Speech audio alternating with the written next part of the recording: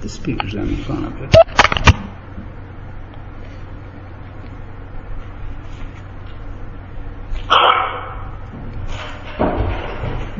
You ready to roll?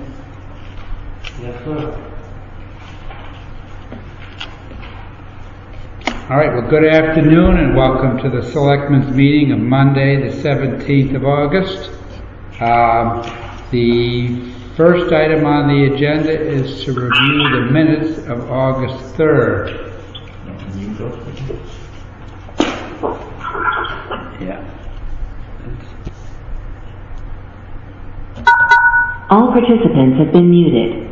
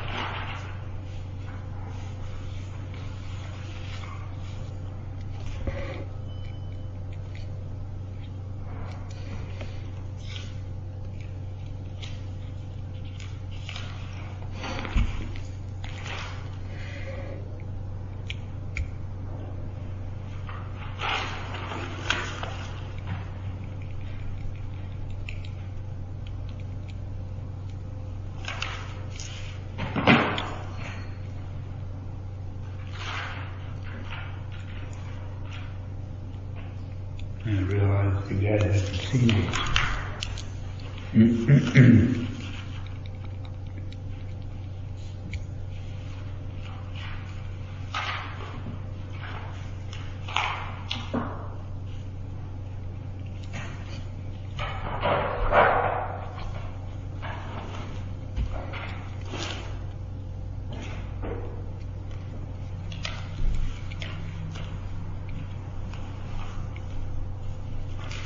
Motion to approve? It's moved to approve the minutes. May I have a second? I'll second. Okay, discussion then. Just since we didn't get these before today, since there's some spelling errors, people's names primarily in congregational church. It's a little hard to hear you through that thing. I'll try to. There's some spelling errors that I noticed since we just received these. Mainly people's last names and the First Congregational Church is spelled wrong. So Fred Behringer, under communications, his last name is spelled incorrectly. Frank Capillardo, chair of the Soundview Commission's last name is spelled incorrectly. And then under other business discussion from the First Congregational Church, that congregational is spelled incorrectly. But with those Yeah, I think you added her name, and it's a hyphenated name for the Nagel, Fitzpatrick Nagel. Let me see, where's that? That has been on the for the previous minutes under approval of minutes. Nagel. Yeah, I think it's a hyphenated name, so I put that in there because I know that it's hyphenated. Yeah. No, what I'm talking about is under number 2, communications. Fred Behringer's last name is spelled wrong.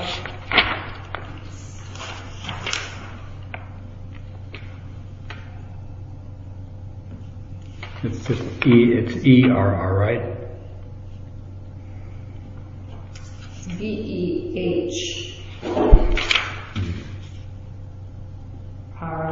Behringer, I believe.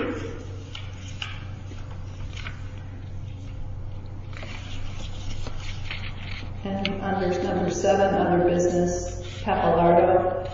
There's a double P-A-P-P. Yeah. And then on the last page, third paragraph, First Congregational Church, congregational is spelled wrong.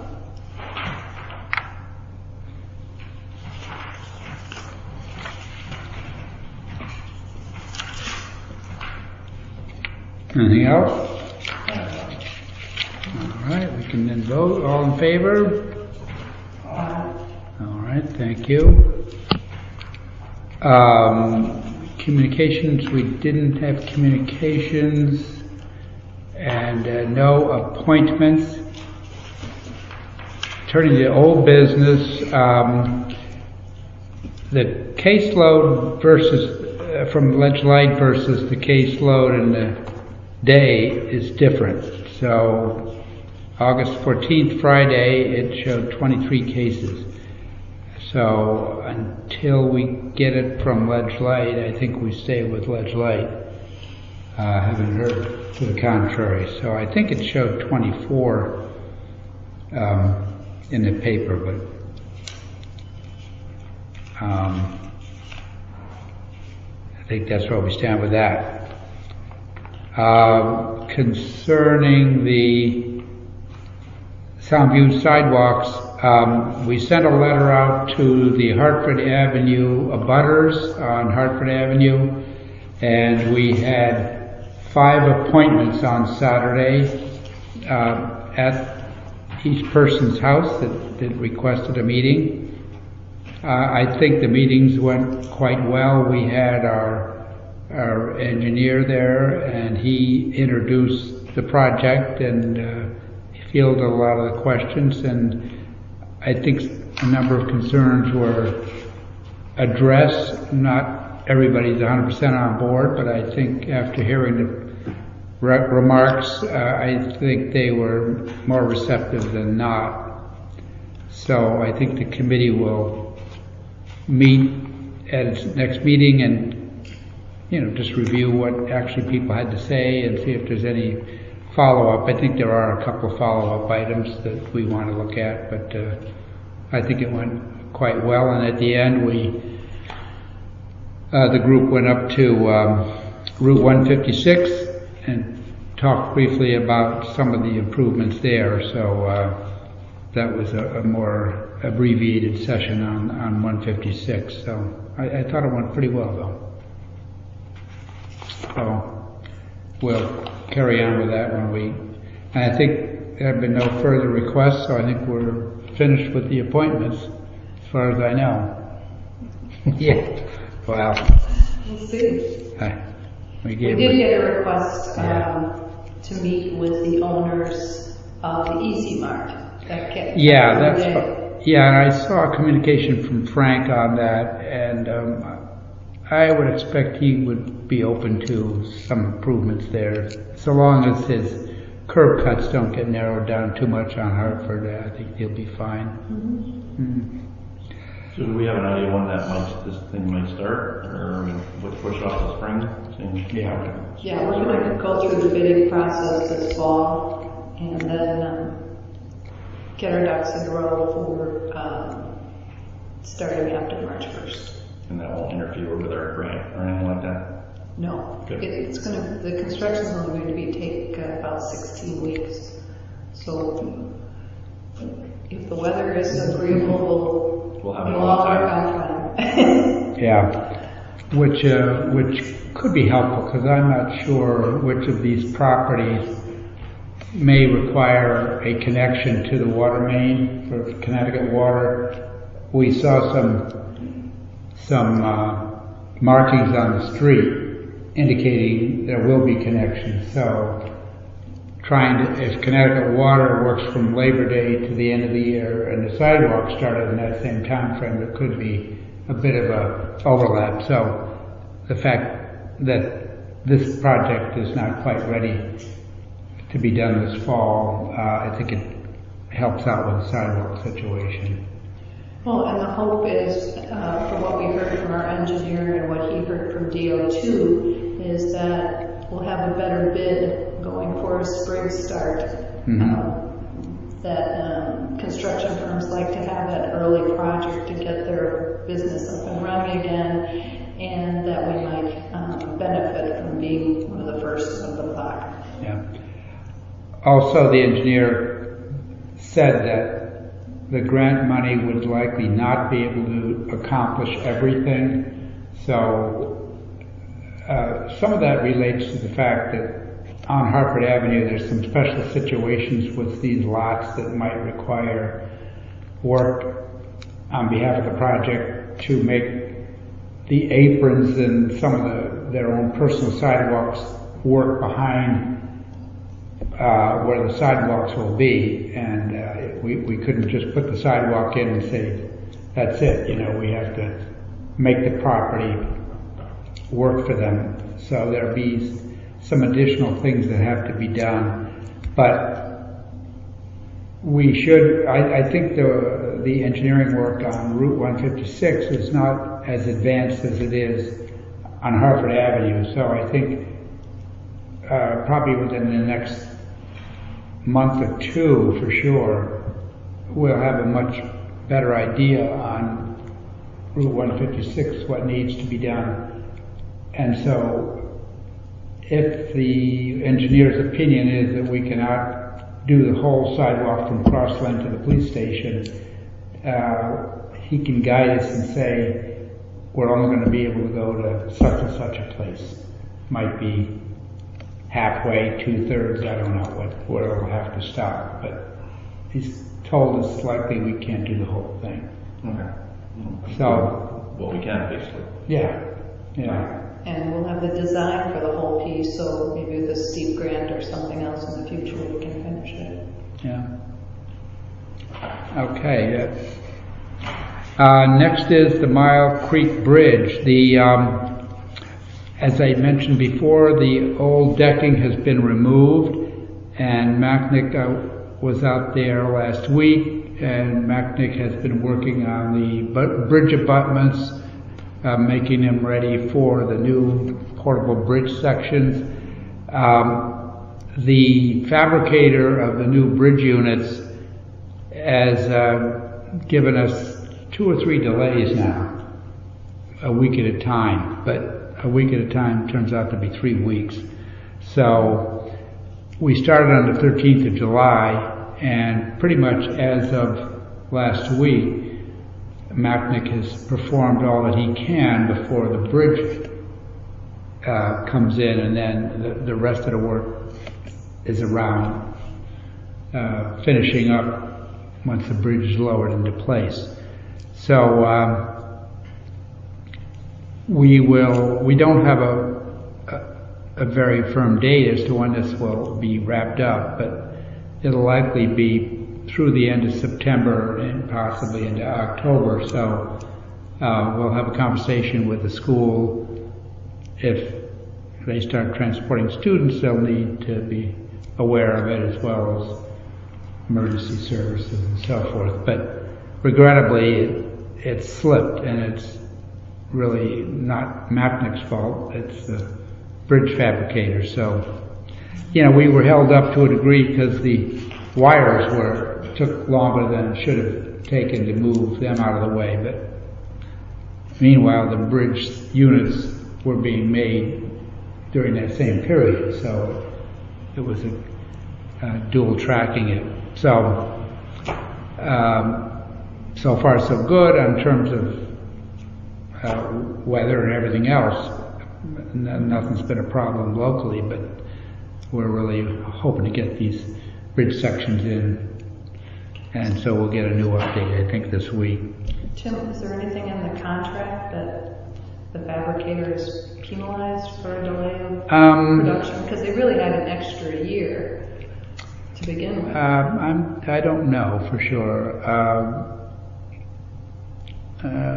It's worth looking at, yeah, because I didn't hear the engineer say there's a penalty clause if it's overdue by some reason. So, but it's holding things up for sure. So I'll ask him if that might be something in there.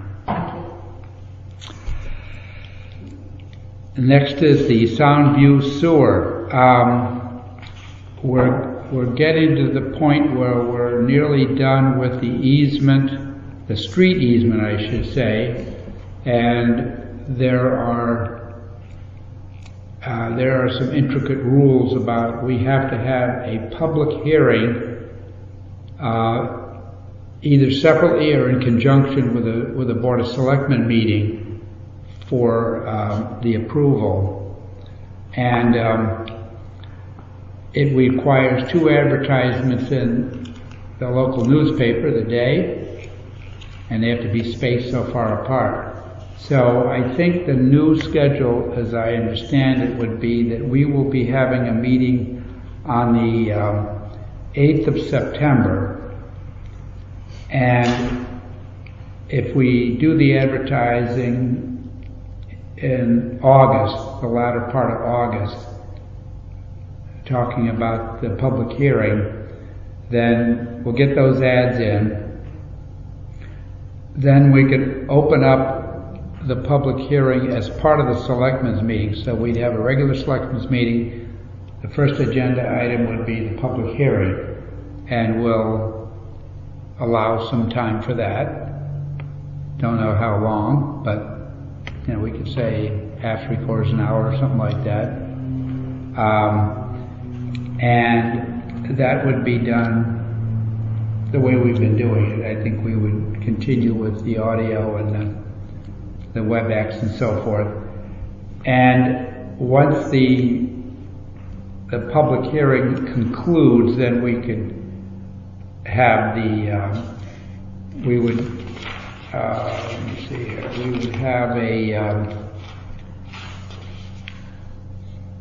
would have an agenda item which would be a paragraph talking about the Board of Selectmen approving it, similar to what we've done with other things in lieu of a town meeting. So we will have to have the agenda item would be published, as well as the notice of the public hearing. So when these are completed, I will circulate these. Well, one of them requires my signature, and then one requires the board's signature, apparently all 3 of us.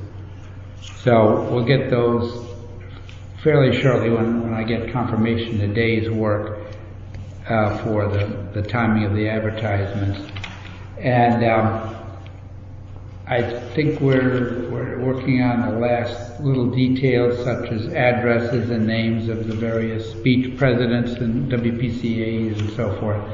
Get that into the document and have one last read for everybody, and then we'll be off to the races. But as I say, the publication would likely be the 25th, I think. So we want to get it to the paper ahead of that. So we got a little bit of time here, but we want to have the beach representatives read the final verdict, and I think it's mostly what you all were sent, with some minor modifications, and we'll get that final version out, I would expect, hopefully in the next few days. I would say Wednesday, something like that, Wednesday or Thursday. So you want to have this public meeting on the 8th then? Yeah, because the 7th is Labor Day. Right, so the 8th we have a 7:30 meeting, so we're going to have it right before? Yeah, I think we could maybe, in deference to people, start it at, I don't know, what do you think, 6:30 or 7, and then have the Selectmen's meeting. I guess we couldn't precisely say when that will happen, because we don't know how long the public hearing will last. At the public hearing, I think we want to have, remember that fellow Kurt Mailman from the engineer, works for Fuss and O'Neill. We'd want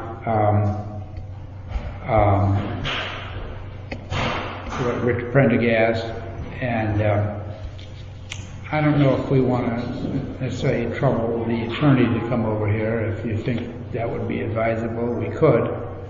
Hard to know what kind of questions might come up, but probably the two, and then possibly the attorney. So, to what Chris added, it sounds like at first you were saying we would have it at 7:30, like. Well, that's our normal meeting, but to fit all this in, we might start at 6:30 Okay. and get the hearing going, and then we couldn't say it's only going to last an hour. I think a public hearing, you're supposed to give people the opportunity to talk, so if it goes longer, I don't know, it might be not many people will comment on it, maybe there will be, it's hard to say. But it would probably have to be telephonic. Some people could be here, but we would have a maximum that we could accommodate in the auditorium here. So you want to say 6:30? I think so. 6:30. Will there be a presentation? I don't think well, if we do a presentation, then we're going to need a camera if we had a diagram of streets and so forth. And that's beyond my pay grade, so I don't know if we have such that could show. Now we might be able to do a WebEx and get a PowerPoint type of thing, and we could work that up, I'm sure. And somebody else could run it beside me. But it might be good to show, for instance, the streets that are involved, because the easement, as we know, would be down along the water, but then there'd be, on the west side of Miami Beach, there would be a need to have an easement for a section of Hawks Nest Road there, which would accommodate the facility for Miami Beach, not for Hawks Nest itself. And then this odor control facility, which is forecast to be at Gorton Avenue. So it would be helpful to have at least a map with maybe the streets in question colored, so that we can see exactly which streets we're talking about. I spoke to the appraiser who's performing our second appraisal, and that appraisal should be available tomorrow. So that's having to do with the easement across Murata's parking area. So I think that's the pinch point at this time, because if we get the easement done, say on the 8th, the group would love to have the certainty of the Murata thing soon thereafter. So I'm not exactly sure of the various steps and time sequences to get that done. It sounded pretty simple when we heard, we submit stuff to the court and then we get a paperwork and that's given to the owner, and things happen fairly quickly, but just, I don't know what that means, quickly. Because from the private beaches associations, which are going to carry the ball, getting the shared asset work out to bid, they need to have the street easement and the Murata easement and the agreement executed or handled by the court, whatever.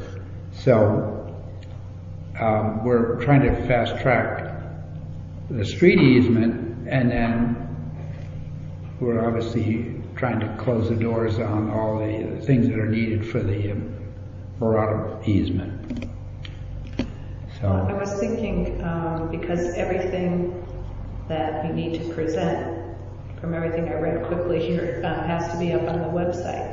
yeah, that'll be before that. So if you could get that on the website, if Michelle, even if she wasn't here for the meeting, if she could run the WebEx from her home, even she could share her screen. And Okay. like I could pull it up on my iPad, for example, and we could talk to that if you want, so that we would have the same picture. But somebody could show it from their screen as long as it was up on the website. You could pull it from that. Well, we'll get that nailed down, because probably a graphic of the Soundview area and what the easement is for would be important for the visual. And we could do most everything audio, but that one visual would be very helpful, I think. So I sent an email back to the attorney today clarifying some of the information. So I think we'll get these notices for the paper ready to go. We'll have the easement document finalized, get it out to the 3 beaches plus our WPCA, and then we'll be all prepared by the time we come around for the meeting. Does the state have any involvement in this part at all? They just need to see that it was done? Not that I'm aware. It's all town stuff. Okay. Yep. I asked the question whether the repaving effort for Route 156, which, stops at Essex Savings and Halls Road, whether there's great pressure to move that forward, because once all this is approved and the easements and so forth, then we need a timeline as far as they go out to bid, and then the contractor is selected to put in the shared assets has to have the right of way from the state of Connecticut. I think there's probably something required to go over Amtrak, just after Hatches Point there, and so that's a big deal, getting that pipe all the way to East Lyme before they can pave. So I didn't hear that the state of Connecticut is really eager to get that paving done soon. I'm sure they'd like to do it, but I didn't get any feedback that if we don't get this done in so many months, they're going to pave it, and then we have to dig it up and repave it. That would be really foolish, but hopefully that won't be the case. But that's another pressure to keep this moving. So we'll get these 2 notices all drafted, the easement finished up, and then but if the 8th we did it at say 6:30, we'll just finish when we finish. And I would say if we have a lot of questions and so forth, if they start becoming repetitive, I think we can move it along and try to get closure on it. It's a public hearing, it's not a public vote. So that's where we are with that. Anybody more on that? Okay. Haynes Park, the restroom building, there was a meeting with the contractor, and it's Mel Weiss of Weiss Construction in Norwich, and so the contract amount is $192,258. It's a lump sum contract, and a letter has gone out thanking him for his submission, and the contract was awarded. As part of that whole thing, the various references and so forth were checked out, and everything came back quite satisfactory. So he is to prepare 3 sets of submittals of all products and the construction plan and a proposed start date. Once he starts, it should take no longer than 90 days. In conjunction with that, the current restroom building will be demolished and it will be removed from the site. So that's not his responsibility. But he's primarily doing the structure and the crawl space and all the site work and so forth. So that's underway, and he said he could start 10 days to 2 weeks after the award. So I think we're looking probably, I would imagine, a September. By the time we get to September, I don't have an exact date, but we'll see what Phil says about when it can actually begin. And then if that's September, it finishes up in December, and it'll be all ready to roll next year. Should we find out any more about the well? What they're going to do with the well? The well, current well? Well, we had the issues, they were talking about gravel pack and... Oh yeah, that's all. The gravel pack is not permitted.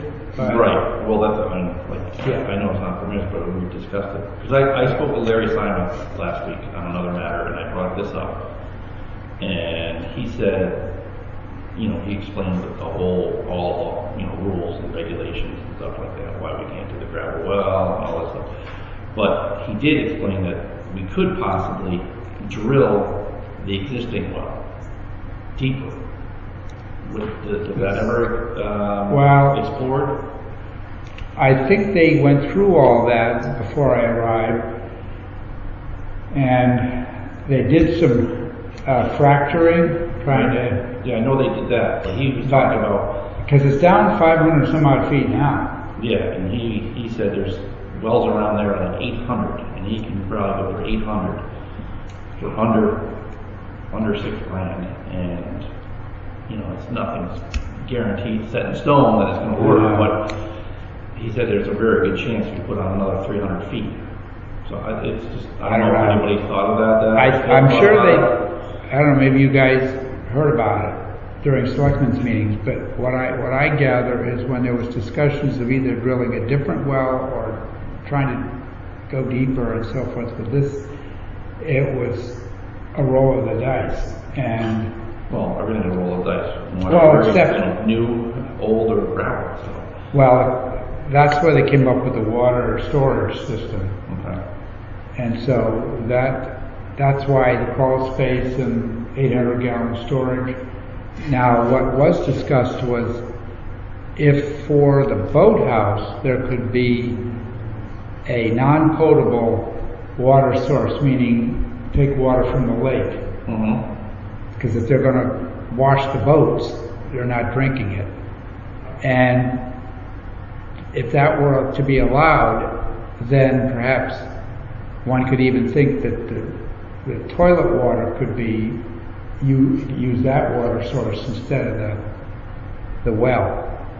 But the 800 gallons would fill gradually if it were used to a large extent, and they don't think even 800 would be used that heavily every day. And that would replenish every day, and it would store it in these 800 gallons. And then if this other thing were available and could supply the non-potable water, why, that's another option. There was even conversation about doing a well over near the playground, the east end of the park somehow. But I think all this well stuff, everybody's quite concerned that wells have not been, or at least our experience has not been very good in the park. You have all this water on both sides of the Route 1, and it's ironic that we don't have much water there. So I can't imagine all that wasn't explored in detail, and the conclusion was, let's do the water storage. There's enough capacity over night to restore the capacity and just do it with the storage. So that's all I've heard since becoming involved. So that's where we are with that one. Under new business, it's hard to believe, but new business is still the tropical storm. About a week ago, we were getting ready for it. I think we were all surprised with how consequential the storm was for us. At the high point, we had 99.3% of our homes out of electricity, and the next day it dropped to about 80% on Thursday. Well, that was Tuesday, so then Wednesday that was a 99.3%. Then Thursday about a 20% improvement to 79.5%. Friday it was down to 24%, Saturday down to 10%, and Sunday under 100 homes. And I think as of now we're all back. According to Dave Roberge, the utility, in his opinion, and it seemed like they were a little slow out of the starting blocks, but once they got going from Thursday to Saturday, I think they did a lot. I know we had a heck of a lot of trees down, and whether they have done lots of trimming on the roadside trees over the years, and I think in between Irene and Sandy, it's been pretty tranquil in terms of outages and stuff. We've had a few little things, but so I think one of the causes was we get power from East Lyme, and I think a major distribution facility over there was badly impacted, and that was a big factor in why our ratio was so high, as I understand it. Old Saybrook is another source for us, and you might, if anybody went over to Old Saybrook, say on probably Wednesday, the light at the Mystic Market was out, but when you went over the bridge, Saybrook was okay. So I think once that Saybrook light Mystic Market was back up and that power was restored in that area, then that helped bringing electricity in from Saybrook. I know there's been lots of calls for people's heads at Eversource, and so I don't know all the ins and outs, but I think once they got moving, we did get service back fairly well, given the amount of stuff. And I guess Saturday was the last day for disposal of brush at the transfer station on a free basis, so I understand there's quite a pile of stuff out there. So people have been using that. And we did have we had water available, not bottled water, but we had water and we had electricity for phones at 3 town facilities. The decision was not to open the senior center or other places to have people congregate for obvious reasons. So, but with the weather and stuff, it was hot, so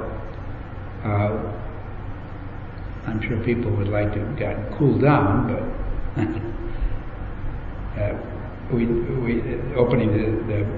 opening the senior center just didn't seem to be a good idea. And you know, in the past there have been some regional efforts with East Lyme to open up a building over there as well, but I don't think any of the towns were opening up their facilities. So I know it was a struggle, and emergency service, that they ran the emergency operations center pretty much into the weekend, so the following weekend. And I guess we did as well as expected given the situation, so that is behind us at this point. I'm sure we'll hear a post-mortem as to what could have been done better. But you were up there some, I don't know if you heard any words of wisdom, but it was, when you get 99.3% of the homes out, it's not an easy task to get it all back. So. Yeah, I think from my observation, the team, the Emergency Operations Center, is working together for a really good length of time now. So they have their act together and they can stand themselves up pretty well. So that was pretty impressive to see. I know that Dave was sitting in government meetings, and one of the things I heard that I thought was really great that he suggested to have the other communication providers like Comcast, for example, or Frontier attend those meetings also, because as you guys probably know, the power came up, and in many cases the internet, phone, TVs did not come up with the power. That's certainly what happened at my house. And interesting that came out of that, our EOC now has through, I guess, the Everbridge system, people can text in their concerns. So they couldn't necessarily reach Eversource or reach Comcast with their concerns. So they were able to text the message to the EOC, and the EOC took the information and was able to respond to them on the phone. One day I did the responses for them. And so information was collected, and at some point that office sent everything to Eversource or Comcast or Frontier. And as the process developed, they got so facile that they could identify, using our GIS system, where that property was, and they could send pictures, or people could send a picture of the damage to the EOC, and the EOC could send a picture out for them. So the town was really working with the homeowners, so that was really impressive. See the small group of people be able to go, bring the town from basically 100% out to nothing in a week. So that was a very neat development. So you said post-mortem. I think there'll be a lot of positives that are also shared that I saw personally. And I think Dave and Troy and the ambulance folks need to be commended for their work and their special reaching out to the special needs people. They staffed it. As long as there was a need, they were there. So I was really impressed. I think the only thing I would have suggested in retrospect is that we had maybe been more prepared going into it. But as you said, people were surprised at the strength of the storm, and we were on the wind side and fully leaf trees. So, I think that's a lesson learned, that, better to over-prepare up front. But one thing that came out of it is because our EOC shared information with Comcast and Frontier, I learned Friday, because Friday I still wasn't having internet. When Comcast finally moved to my house, 800 homes in the town of Old Lyme are working off of one node. So Point of Woods North, we're all on one Comcast node. So you can imagine, when you think about all the people that are home now from the pandemic, and how many pieces of equipment, including smart TVs and everything else that are on there, the infrastructure isn't prepared well for this kind of use, and the node will have to be split. Well, what I heard Dave say is that on a number of poles you see probably about 3 to 6 feet above the ground a large cabinet type thing, and they often have a red light glowing, at least the one near where I live. And these things contain batteries that will power for a couple of days if the electricity goes out. And I think I don't know how many there are, but there was a map and all these little dots were on the map. And if these things started running out of juice, they have to put an auxiliary generator near them and charge Frontier or whomever it is. So that was another issue, and I think one of the things that came out of the governor's call, Dave got on and said, we don't have good contact information for all these utilities. So if we have a problem with Frontier, the information we have is somewhat dated and we're not getting through to anyone. So I think out of this will come that each town should get a copy of who is the electric rep, who's Comcast, Frontier, you go down the line, Sprint, whatever they are, so that they have a Rolodex and it's updated. Make the company updated anytime somebody changes, so when something happens, we're not fumbling trying to figure out who is the right person to call. So that should help as well. But yeah, that was a case where the phone and the internet were, and I don't know, I guess the roaming, and some of our reception is still not very good. Here we are along the railroad at 95, all these big things, and you get terrible reception. I think even in this building it's not so great sometimes, so hard to understand. It doesn't make sense, especially when you consider how much we each spend every month on this service. Yeah. So this is the time to let them know that we think that the system ought to be improved for the next one.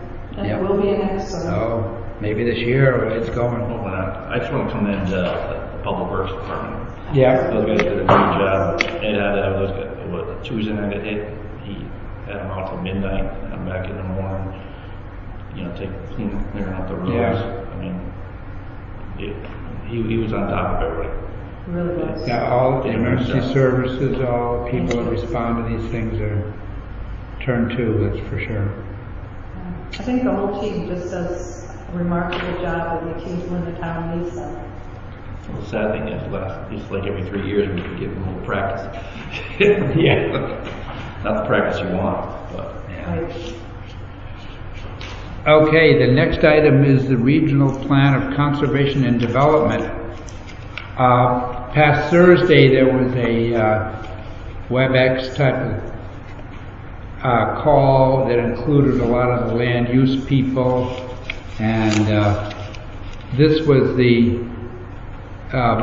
Lower Connecticut River Council of Government, and it really focused on Lyme and Olyme. It was really restricted to those two towns, and the questions that were posed and discussed was, what is your vision for the Lower Connecticut River Valley? Broad question. What do you see as your town's role in the region? What are the challenges your town is facing that would be easier to address working regionally or with neighboring towns? What do we do well in our region, and what don't we do well? And how could a regional plan of conservation and development support the town? So there were quite a few people on the telephone, and it went on for, I would say, hour and a half. We had 25 participants, and it reminded me of the economic development, some of the work that they did in terms of the threats and opportunities and all that. But I think that out of the 17 towns, the identified goals, 17 of the 17 talked about open space, which has, I think, been a hallmark of planning and our local plan of conservation and development. Another 17 out of 17 was to increase the availability of affordable housing. 12 out of 17 talked about maintaining historic buildings and just the history. Our towns are old, and and this is all the way up the Connecticut River to Middletown and Portland and South Cromwell. Another one was open space in subdivisions. And I think the Old Lyme, I wrote that Old Lyme had similar priorities. We were in the same grouping of all those. So it was, we talked about, at least down here, there was discussions about the Connecticut River, which is obviously a big deal for Lyme and Old Lyme, and the Gateway Commission was mentioned as an important body to monitor that.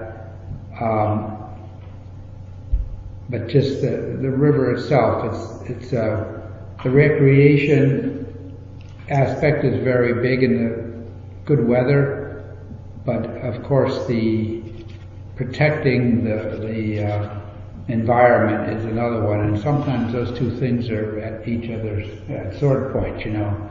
Some of these fast boats going up the river, casting a big wake, and so on.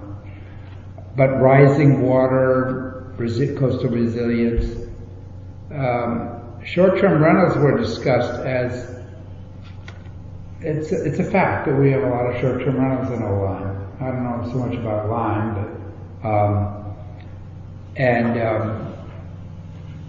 it's been that way for years. The beach community has been very seasonal, not only just short-term rentals, but short-term occupancy.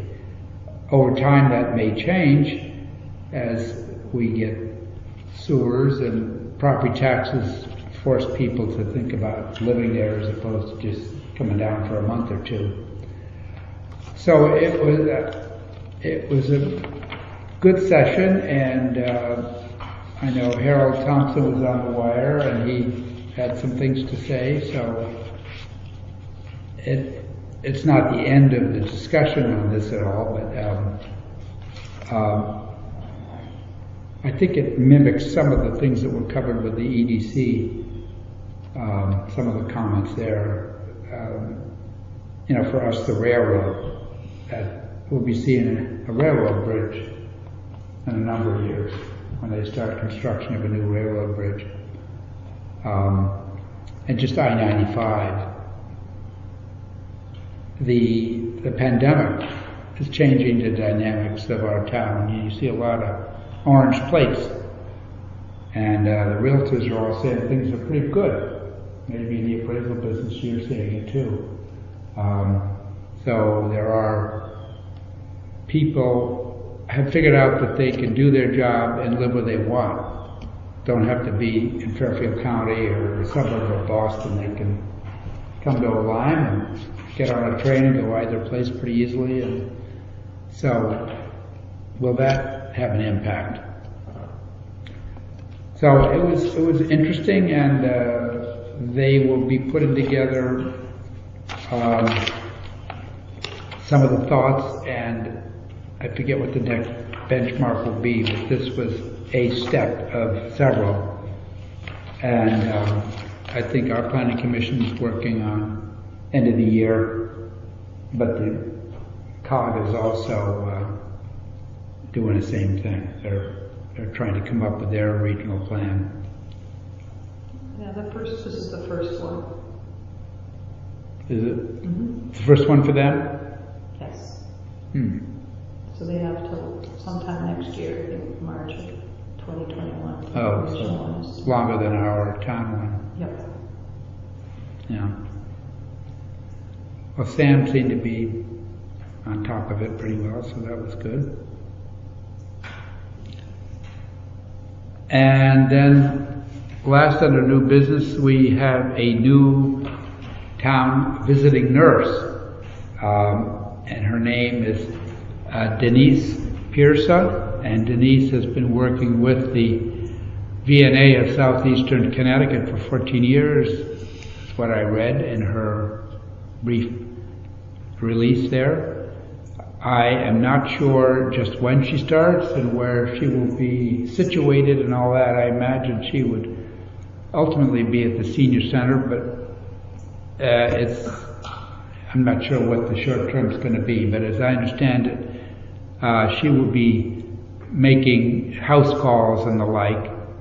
I'm not sure if there will be a central location predictably every week for a time slot that people can go to see her.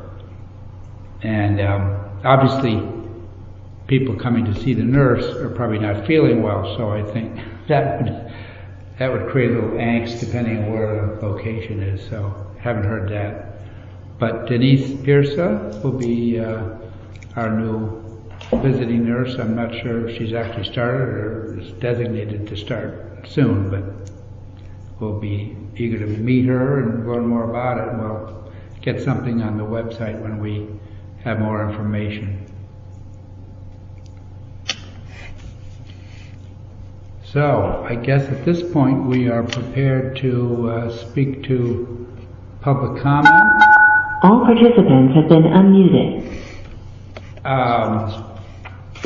So are there members members of the public on the telephone who would like to make a public comment?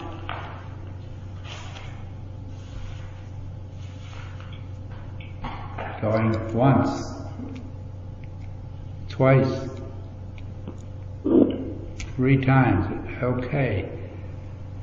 Thank you. So then we can turn to other business then.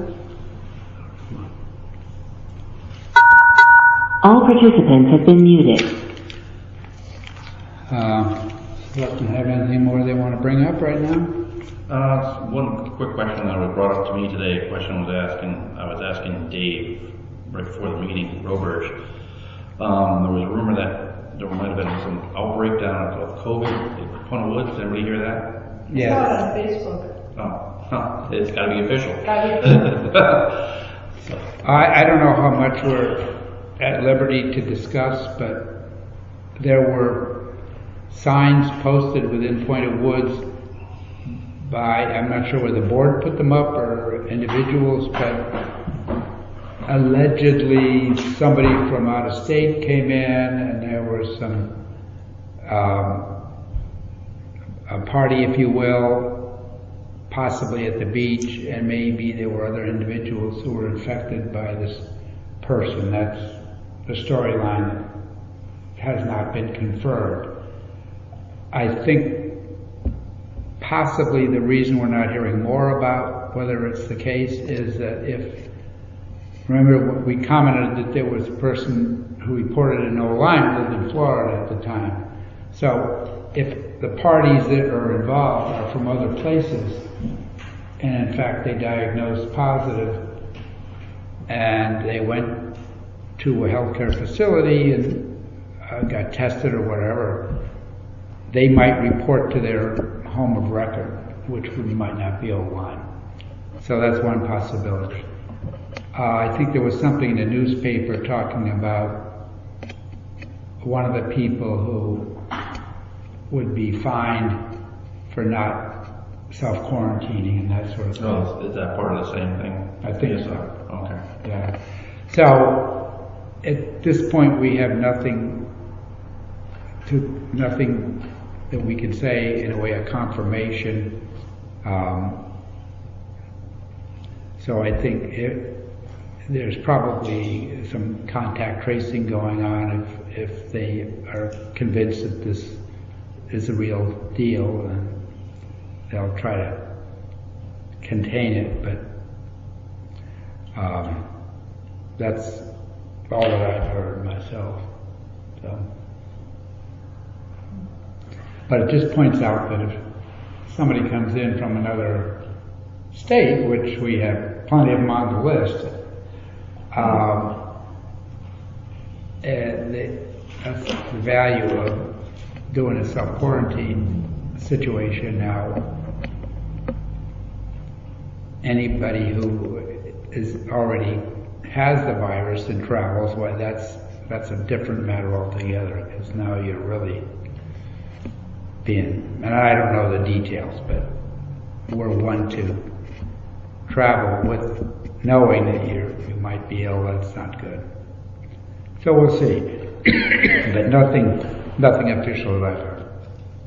Yeah, well, as Chris said, I think it's got to be true, because it was on Facebook. We saw that the board of directors did put something out reminding their membership, and that was also that's actually what I saw on Facebook. So it sounds like they're trying to make people aware of what the requirements are. But the governor this week mandated all public buildings, if you can't be, and inside and outside. So in all public spaces, inside and outside, if you can't keep 6 feet away, you will wear a mask. So I think it's an attempt to try and get people to protect each other. And so hopefully we can open our schools and we don't have more deaths in the town of Oakland, because people are taking care of each other. Exactly, yeah. But since we're still talking about bad things, we had mosquitoes in Stonington that were tested. Yeah, triple E. And, before this we had talked about the West Nile concerns also. So I noticed that Ledgelight put out a publication or press release. Did we put it on our website? Michelle may have, I'm not sure if they did. Well, probably a good idea if people are concerned, but just, smart things about making sure your window screens are tight and fitting and empty water containers. Yep, and they discuss a particular mosquito species, Calicia melanura, and it primarily bites birds, but nevertheless, there are things that we can do to keep ourselves safe, and using DEET and avoiding going out in the morning and after dusk. So you can use this. Steve put that out in the press, so from Ledgelight. Okay. I'll see if that's... But it certainly applies to West Nile too. It's just common sense. But as you recall, last year we had an unfortunate incident with Triple E, and we had to make sure we had a plan in place to protect our residents after dusk. So, yeah, we do our typical spraying, and I believe if the Triple E mosquito got into our spraying area, it probably would not do well. So I don't think you have to spray a different thing for Triple E necessarily, but I don't know the details. So we have been conducting in high areas of concentration of mosquitoes. We have been doing that. So. And that's good, yeah. Yeah. But it's something to keep in close contact with the schools. I know last year after 5 o'clock, all the parks had to be closed, and right. Knock on wood. Yes. You had mentioned the railroad bridge. I was just wondering if you had any update on. I haven't heard anything. There was an article in the paper, and short of trying to figure out who to call at either the Federal Railway or whatever, it's been nothing. So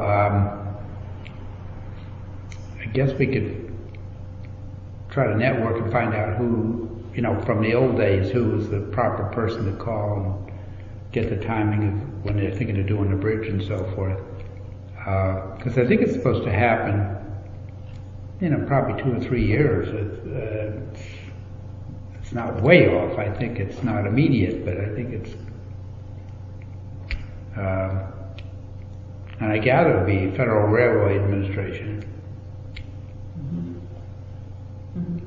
Well, I think it was June when the Harbor Management Commission voted it didn't approve the plan, the proposed plan. Saybrook had said yes, and it then came to our harbor management, and they declined, as I recall, I'm paraphrasing, they wanted more information basically on the plan.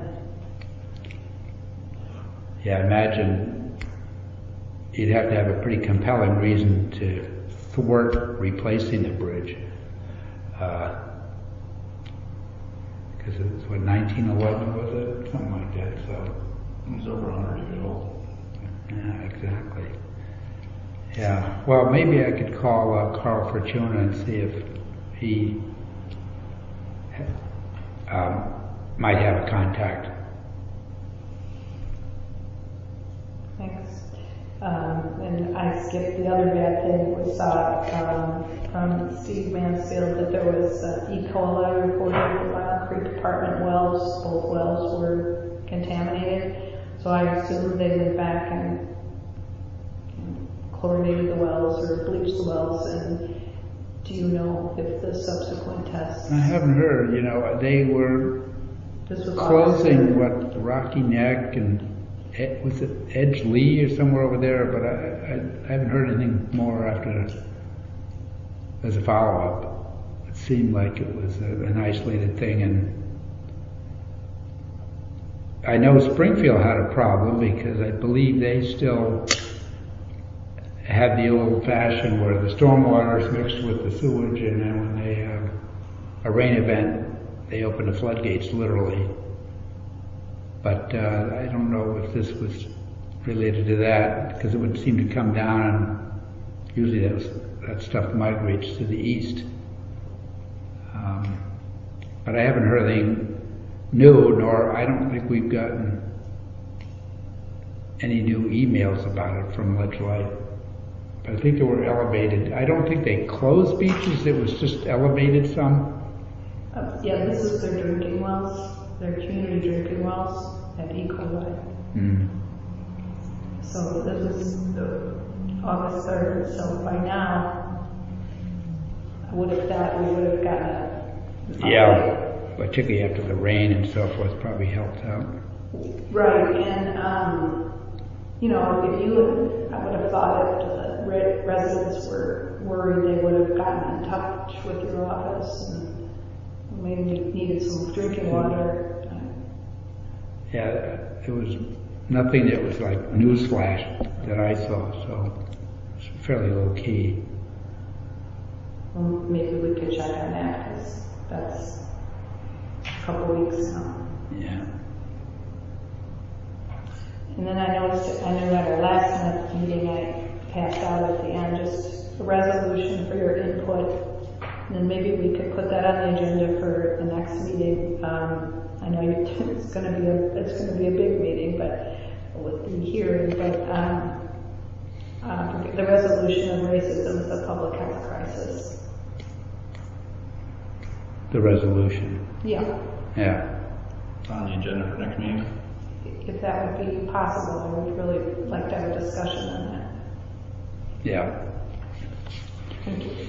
Yeah, I've looked at it, and frankly, I think there's some things in there that are a little tough to swallow. I understand what it's trying to accomplish, and so.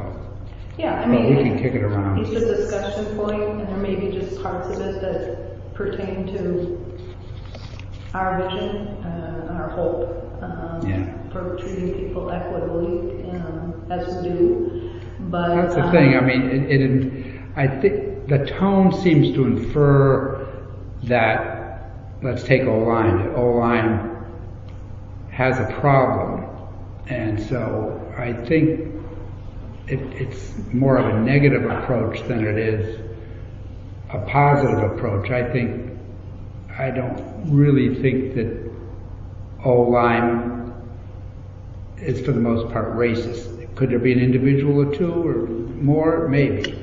But in terms of the tone of the resolution was hard for me to accept, and it's long and it just keeps going. And the opening salvo, it's a lot of words, and it's kind of confusing as to what. It's not very well. It doesn't say succinctly what's going on. It's structured social systems and multiple dimensions and things like that. So I don't know. We can discuss it, but I think it's in its present form, and I just wonder how national and so forth we in O-Line need to be on all these matters. We're focused on O-Line. I don't think many people would think that our townspeople are racist.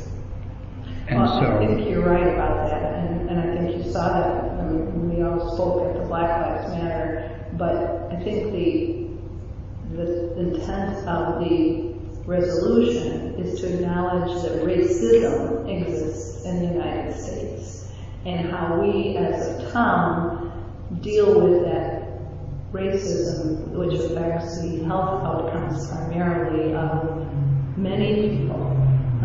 O-Line is currently not a diverse population, we're well aware of that. But what we do to be a welcoming community, to bring others to the community, to make there be housing and jobs that others, regardless of the color of their skin, but have services that protect all of us, to make sure they're represented on boards and commissions. It is in our minds when we initiate new programs that we make sure that we are inclusive, and that's basically all it's saying. And it's written very legal, so I know that could turn people off, but it was passed by many towns in the state of Connecticut, including New London at the end of the month, or end of July. So, but yes, it's something for discussion. It's something that we can write so that it makes more sense for people here, and I've shared it with quite a few people who are also looking at that, just making the language make sense for us. So I really welcome the discussion, but we just can't ignore the fact that in many places in the United States, people are not treated the same, and the health outcomes do affect all of us. Our health insurance costs, everything is affected by how we treat people across the country. Maybe just not here in O-Line, but throughout the United States. Okay. Anything else then? I don't know. Then we can say the magic words. Make a motion to adjourn. Second, 5:13 p.m. 5:13. All right, moved and seconded, all in favor? Aye. Very good. And thank you all on the phone for sticking with us. Question. Since we have, I'm looking at the calendar for that H thing here. We have a meeting on the 21st, 2 weeks after that. It's a Monday. Is there any way we can switch it to a Tuesday? Well, we have enough notice? We could cancel and do a special meeting. Well, I don't want to be that type of team player, but... No, I mean, if you have to cancel a meeting and then you just do a special meeting on the next day, I'd have to check. It's okay with me. I'll look at the calendar. Okay. Because I just realized, I mean, it's my mistake how I booked my weekend away, but... Okay, so if we can do it on the 22nd, that'd be greatly appreciated. So, could we, the meeting, BOS on the 21st? 9/21. Put it to 9/22. NG, so that we make it the 22nd. And I think with a special meeting, you don't add things to the agenda, so long as... Well, do we have to make it a special meeting? We're doing it this far in advance? I don't know, I'll check with... We need 30 days. 30 days, is it? But, I mean, whatever agenda we have planned, Yeah, we rarely add stuff I anyway. appreciate that. And that's the 7:30 one? Yeah, that's a Or- 7:30. or 4 No, wait, no, that's a 4 o'clock. 4 p.m. Yeah, And if you want to do it at 7:30, that's fine too, so my day, That's all right. whatever, 4 o'clock's fine. all right, yeah, so I'll get busy on this. Oh, another thing, we ought to try to get the police in soon, Okay. because we're getting letters from the lawyers in the state of Connecticut and stuff, so, not that that's kind of SOP, but, Did they get back to you? Well, we met. Yeah, I know. here, you gotta turn this off. But you were gonna make our corrections and send it to them.